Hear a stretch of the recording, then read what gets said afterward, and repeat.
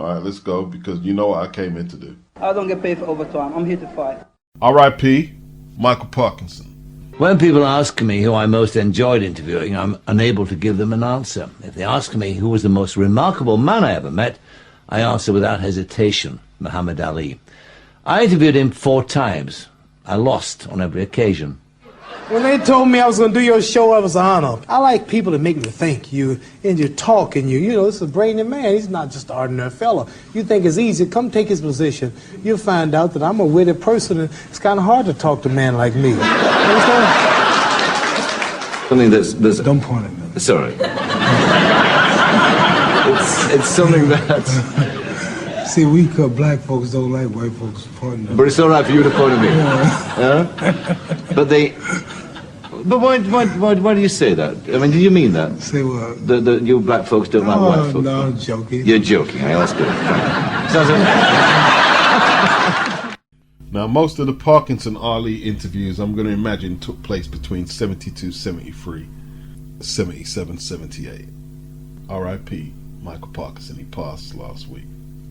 Them interviews are not iconic. I didn't play the one where Ali looked like he was scaring him, because that one's hard. I'm going to binge watch all the interviews I can tonight. Michael Parkinson was working in TV when presenters were bona fide talents, wordsmiths, professionals, not people coming off reality shows and then all of a sudden they're hosting everything, sporting events, the news, current affairs, and you're thinking, these people are not talented at all. We still got David Attenborough still alive and kicking. That's all I thought about when he passed away, is how dead the medium of television is. R.I.P. Michael Parkinson. He died last week after being ill for a while. Baluta, that's his name. Baluta, that's it. He was teeing off and the referee just stopped it. Disgusting. Big up Kravis, big up KD, big up Undefeated Podcast. Yep. It's in the description box. If you think that, you're just going against Frank or whatever, you tell me that wasn't corruption. Mass corruption in the 3rd round. Tell me why the referee stopped the action and chastised Baluta. Would that have happened if it was vice versa? Baluta lost vital seconds. He was going for the stoppage. McCann wasn't firing back. I watched it again because I pointed out the referee stopped Baluta when he was teeing off on Dennis McCann, and McCann weren't firing back. I was searching to find out why did the referee stop the action when he stopped it, and I couldn't find nothing. It was blatant corruption. They saved Dennis McCann. Now, listen, McCann may have survived the round, but nevertheless, absolute disgrace. That couldn't happen on a Matchroom show. No way could that happen on a Matchroom show. If that happened on a Matchroom show, all of a sudden, this would be a talking point for them nutters on TalkSport. All the other various boxing media in London and outside London will be talking about it. The Prime Minister, Rishi Sunak, he'd be all on it. Yeah, absolute disgrace. I'm not going to say the scorecard was a robbery because I wouldn't expect an import to get a decision like that. But in saying that, they gave the verdict to the wrong man. Regardless, bad verdict, questionable conduct from the referee. But guess what? No one in the media is talking about it. Nobody. So I'm just going through this DAZN/Matchroom schedule for 2023. I don't know much about Angel Fierro or Brian Zamalipa. That's in September. It's a lightweight bout in Mexico. 15th of September. Josh Warrington, he challenges Lee Wood on the 7th of September. The year's going really quick. At the Sheffield Arena, the WBA featherweight title will be on the line. On the undercard, Kieran Conway takes on Linus Udofia. That's a good scrap. Terry Harper versus Cecilia Blackus. But I am looking forward to Hitchens versus Cepeda. Cepeda shouldn't have much work for Hitchens. Of course, all pros fight to get paid, but is that specifically what he's here for, just to get paid? He was recently stopped by Regis and didn't look impressive on his return fight after that. It's a good card. Jessica McCaskill takes on Sandy Ryan. That's for the undisputed welterweight title. Austin Ammo, he takes on Steve Rolls. And that's the only 3 fights confirmed on the card so far. It will take place in the Caribe Royale, Orlando, Florida. 23rd of September.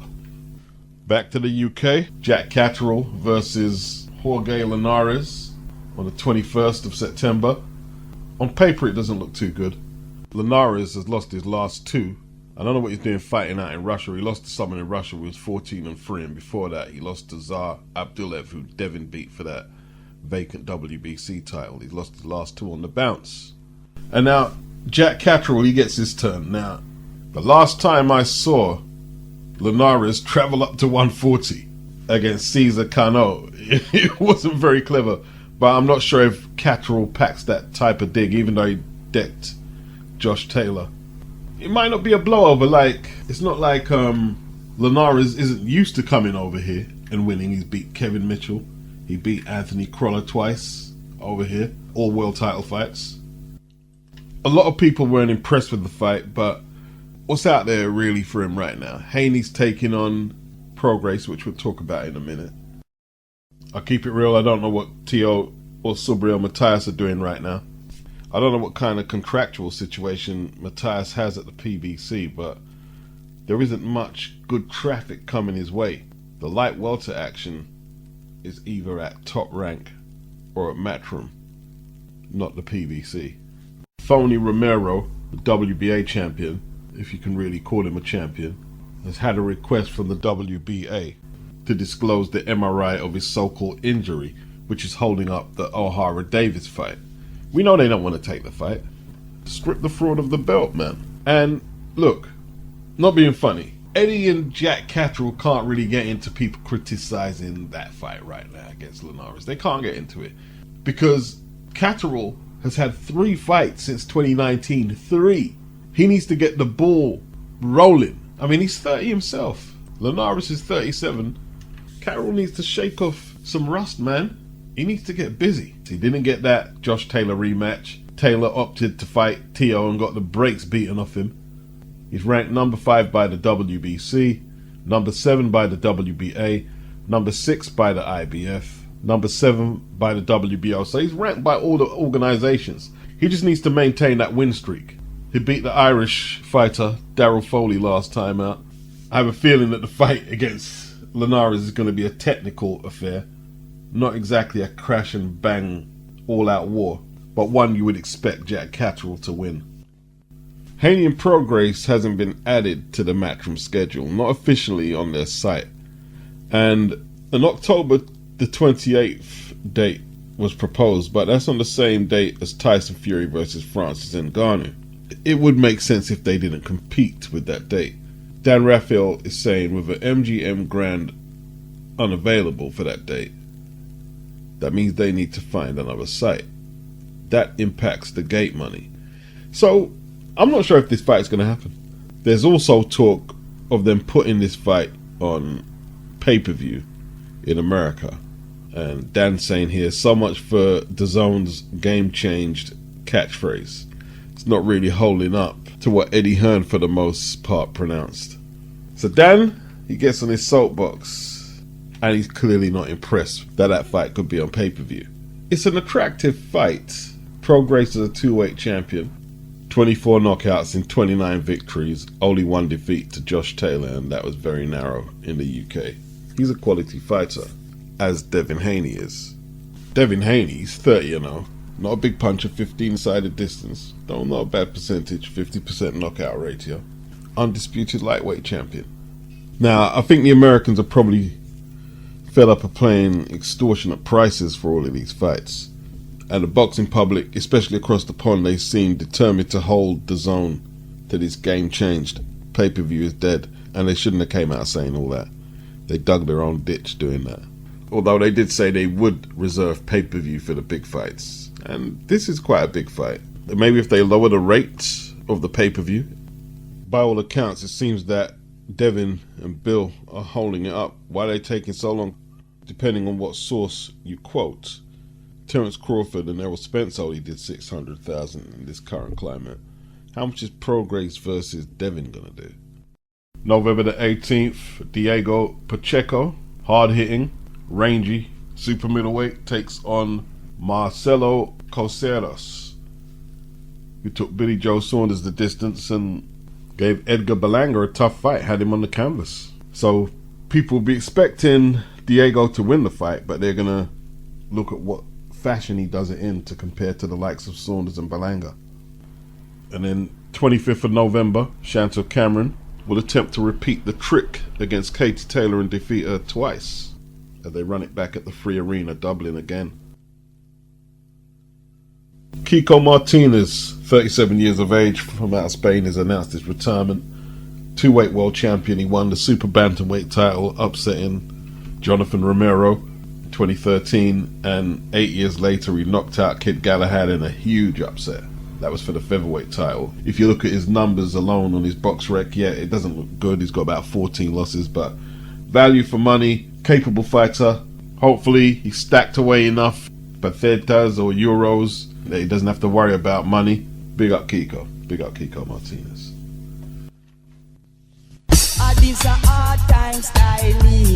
Hard time styling.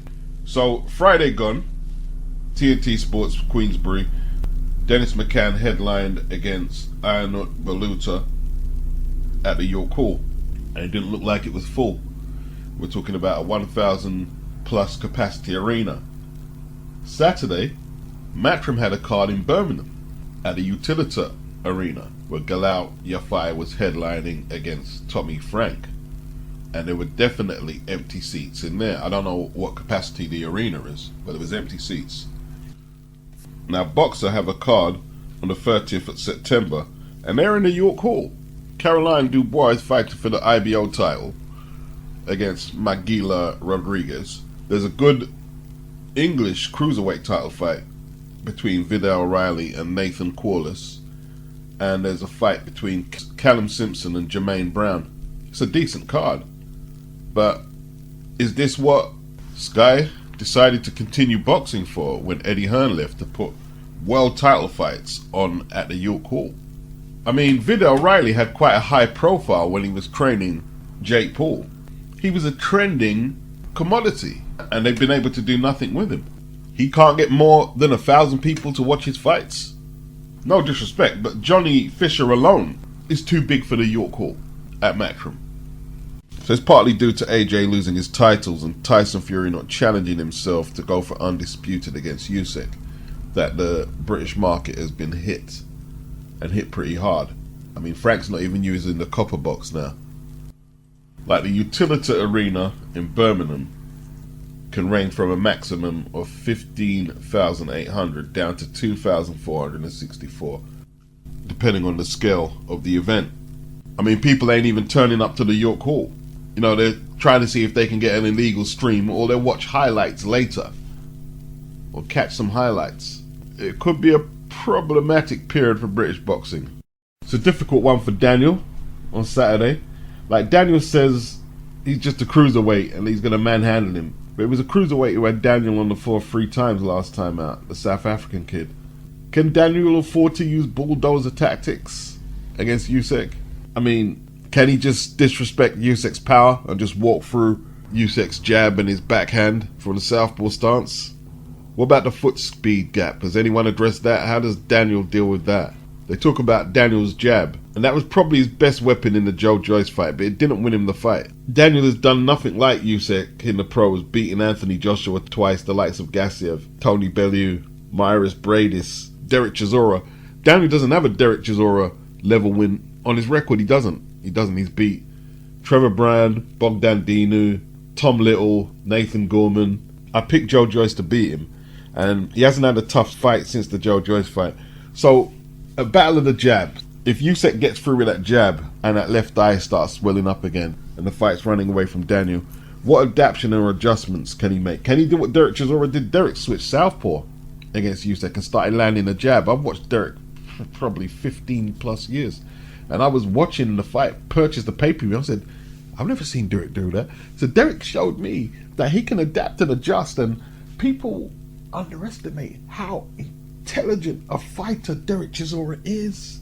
I think Derek's going to make an excellent coach if he chooses to. Let's not forget, Derek took Vitaly Klitschko the 12 rounds in Germany and gave him a brisk 12 rounds. Derek is very intelligent. Daniel hasn't done the things Derek has done. He hasn't done the things that Anthony Joshua has done, but without turning it into an Anthony Joshua soapbox. Joshua has been disrespected in the UK for his accomplishments by a lot of people. You know, Joshua knew he couldn't bulldoze Usyk. And maybe Joshua does overthink it, but he did actually break the fight down, and he understood you can't bulldoze Usyk. The angles don't work like that. He's too smart for that. And I don't believe Daniel will be able to bulldoze Usyk out of the fight. And I don't think Daniel is the one punch hitter factor. So the puncher's chance, I don't know. I think that's something that people are just saying. Is it really legit? Is there a possibility this could even be more one-sided than, let's say, the two AJ fights? Possibly. Possibly. What is it that Daniel Dubois does better than Anthony Joshua? What is it he does? And I'm trying to be objective. So if you're going to be in the comment section saying, oh, you're an AJ fan, you hate Frank Warren and this and that, you can say whatever you like. But if you can address the boxing skills debate, which I'm breaking down, if you can address that with receipts and logic, I'd love to read your comments. The only thing that Daniel could probably compare to AJ is punching power. And even then, I'm not too sure. You see, it's all right being DAZN and Frank Warren, he's going to knock him out. The evidence is there for me. I don't have to try and beat you over the head with Daniel's going to win and Daniel's going to win and this and that. Because that's not a breakdown to me. See, what are the factors? The only thing you can use to break down these fights is what you see one heavyweight do to another, the win-to-loss ratio, the success rate, the failure rate. Anything that's an anomaly has to be used in context. You've got to break down the skill sets in context to who they fought, what level the skill set has been effective against. And here's the truth about heavyweight boxing. And it doesn't matter if you want to laugh or whatever. If you cannot bring tangible rebuttals, then it doesn't matter what you want to say. If you're looking at a heavyweight who can get close up on their opponents in the heavyweight division right now, the number one guy to look at is Derek Chisora. Now, you probably understand I'm not talking about the guy who fought Gerald Washington the other day, although he did win the fight. Derek knows how to bob and weave under punches and make you work at a pace you don't want to work at. Now, if you can show me one fight against a quality opponent where Daniel Dubois has done that, then I'll accept your argument. But right now, there's no way I'm going to let a bunch of numbskulls act like they're running the asylum when they're not capable of doing so. Derek Chisora likely fought the fight that Daniel Dubois has to fight to have any chance of beating Olexandr Usyk. But I don't think Daniel can fight that fight. I don't think he can. Derek has a lot of confidence. He's his own man. Daniel is still a little in his dad's shadow. You know, Derek wasn't intimidated by Usyk's feints. He knew what his style was. He was going to fight his fight. He had the more experience in the heavyweight division over Usyk. That's why Usyk was so apprehensive. Murat Gassiev, like Gassiev landed some serious body shots against Usyk, but Usyk made them adaptations and adjustments. If you can't make the adjustments, it's going to be hard to become an elite fighter. If Daniel can go over to Poland and make them adjustments and win that belt, or should I say plural, win them belts, you can serve me all the crow you want. I'll accept. It's not a problem. It's not up to me to give you false breakdowns on fights so you can feel good about yourself. It's up to Daniel to go out there and prove the naysayers wrong. And let's see if he can do it. We're talking about Daniel roughing up Usyk. He's fighting in Poland, which is basically in the Ukraine for all intents and purposes. Do you think they're going to have a referee in there who's going to allow Daniel to use excessive rough tactics? No. And even if they did choose a lenient referee, do you think Usyk would just allow anybody just to rough him up like that? There's a reason Tyson Fury isn't taking this fight. There's a reason. And once again, show me a fight where Daniel is roughing someone up. He normally works behind his jab against the relatively limited opposition he's beaten and overwhelms them with his clubbing shots. You know, AJ overwhelmed Kingpin, bulldozed Kingpin Johnson. Could Daniel bulldoze Kingpin like AJ did? No. He didn't come close to hurting Kingpin or dropping him or anything like that. There's levels to this sport. There are levels. At the same time, anyone can have an off day, but you've got to be there to take advantage of that. Yeah, he can win it if Usyk has an off day. That's the only thing I can say Daniel's got going for him in this fight. You know, when Daniel fought Kingpin, this is an old Kingpin Johnson, not much offense. All he had was the old Philly shell defense to offer. That's all he had to offer. That was enough to reduce Daniel to one jab at a time. AJ fucking pulling off pull counters against Kingpin, throwing combinations. I haven't seen Daniel fight the level of competition, beat the level of competition to tell you what he could do to win this fight. I haven't seen enough to suggest that he can even make this competitive. Doesn't matter if it's on points or stoppage. I can only pick Usyk to win the fight. I am looking forward to the weigh-in because you get to see the body language from both fighters, what condition they're in. In Daniel's last 4, he's weighed in at 240, 238, 241 and 240. So we can expect that range around the 240 range. I don't think he'll change anything for the Usyk fight, like try and come in 230 for speed. I don't see that happening. So he should have, let's say, a 20 to 19 pound weight advantage. Usyk has had 4 heavyweight fights, 215 against Chaz Witherspoon, 217 and change against Chisora, and 221 for both Anthony Joshua fights. So I'll be looking at the scales, as we all will be, to see if there's anything that drastically changes. Does anyone think Usyk needs to bulk up, get more power? Does he need that to hold off Daniel, the young lion? Or does Daniel need to trim down a little, get his speed up? Because ideally he needs to be there first. He needs to beat Usyk to the punch. All rather predictable. Calvin Ford, Gervonta Davis's coach, has rejected the possibility of a fight with Shakur Stevenson, saying that it would mean Tank, 29-0, 27 knockouts, isn't going to take a pay cut. In other words, they don't want the fight with Shakur because it's too difficult and Tank might lose. Now that's Boxing 24 saying that. And we're more than likely looking at Pitbull Cruz or, who was the other guy? Colbert, taking on Tank next. Shakur confronted George Kambosos after Kambosos struggled to get past Maxie Hughes and told him it was a robbery and told him that if they fought, he would stop him. Now they're both on top rank, just like, you know, Lomachenko, Kambosos, Stevenson, all on top rank, but haven't heard anything about Kambosos or Stevenson or Lomachenko versus Stevenson. Haven't heard anything. There are some rumblings that Kambosos and Lomachenko could fight next, but there's also talk that Lomachenko is taking the rest of the year off. So what's happening to that WBC order? They ordered Shakur and Lomachenko to fight for that vacant WBC belt. But if he's taking the rest of the year off, what happens? So he's called out Lomachenko and Kambosos, both on top rank, and he's getting Nathan back.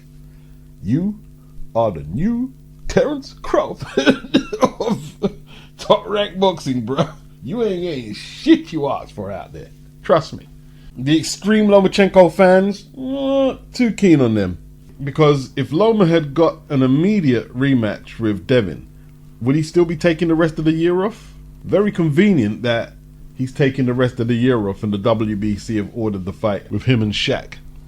Maybe he decided that before they ordered it, but I think he knew the pressure was on to fight Shakur Stevenson. Devin ain't a top-ranked fighter. He's a free agent.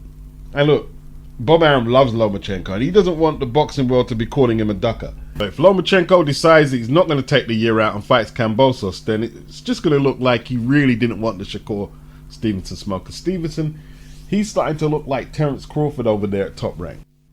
If Ben Shalom wanted to know if Jai OPETAIA is signed to Matchroom, well, it looks like he's going to take on Jordan Thompson on the 30th of September. Jordan Thompson is signed to who? Matchroom. Ellie Scottney's going to be on the card. She's signed to who? Matchroom. Ben Shalom and Richard Riakporhe are going to fight Gulamari in where? In the York Hall? Because that's where a lot of the boxer cards are going right now, York Hall. Nah, it won't be York Hall. It'll probably be Copper Box. If Ben Shalom had done his job properly, they could have easily struck a deal where Jai OPETAIA would have fought Richard Riakporhe in the UK, but they chose to withdraw from the purse bid on the day of the purse bid. The Jai's prepared to fly over and defend his title against Jordan Thompson. No purse bid will be necessary for the Myris Bradis fight. It looks like Eddie's done some deal. Perhaps they don't want to go straight into such a rough fight after Jai got his jaw broken up badly by Bradis, winning the title from Bradis. But after Richard Riakporhe pulled out and strung everybody along, it looks like they're going to get an exemption and get a voluntary in before a possible Brady's fight. The location is not confirmed yet.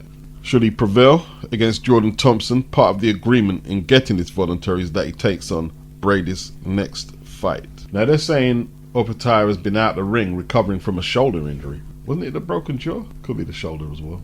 It's a tough fight for Jordan to win and become champion, but it's a great opportunity at the same time, and he's got to seize it with both hands.